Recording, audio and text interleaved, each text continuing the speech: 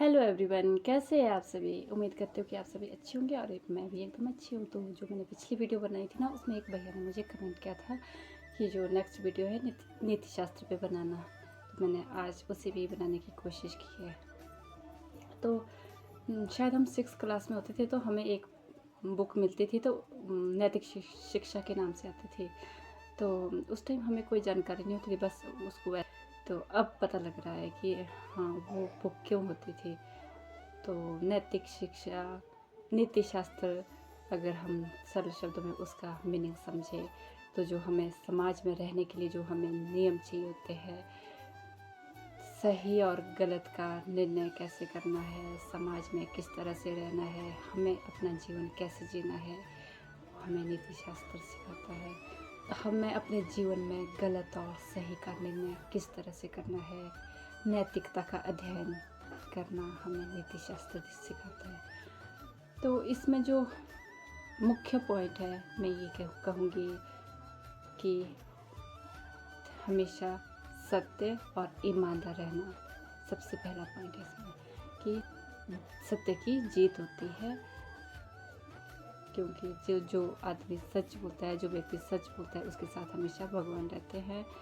और ईमानदार रहना, दूसरों के प्रति ईमानदारी दिखाना रहना, वो भी सबसे मुख्य पॉइंट है। तो क्योंकि आपको पता है, अगर हम एक झूठ बोलते हैं तो उसको छुपाने के लिए हमें कितने झूठ आगे और बोलने लगते हैं। सॉरी, बच्चे शूट कर रहे थे। तो जो मैं पहला पॉइंट मानूंगी तो वो है सत्य और ईमानदार रहना।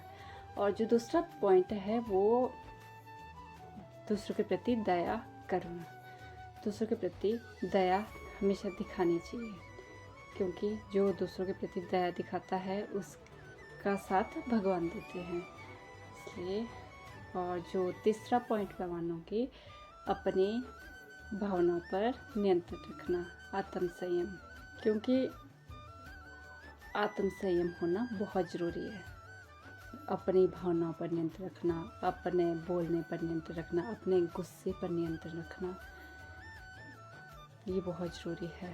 क्योंकि अगर हम गुस्से में किसी को कुछ बोल देते हैं तो वो हम खुद को ही नुकसान है उसका।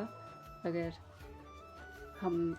उस समय हम चुप रहे, कुछ ना बोले, अपने गुस्से को नियंत्रित कर ले, तो हमें हमारे मन को शांति मिलेगी कि हमने उस समय कुछ नहीं बोला। क्योंकि गुस्सा तो कुछ टाइम में निकल जाता है, उतर जाता है और हम कुछ बोल देते हैं।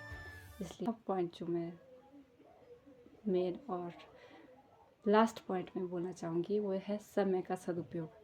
समय का सदुपयोग हमेशा करना चाहिए, क्योंकि आपको पता है जो समय एक बार चला गया वो वापस नहीं आएगा।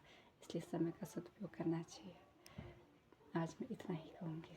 धन्यवाद।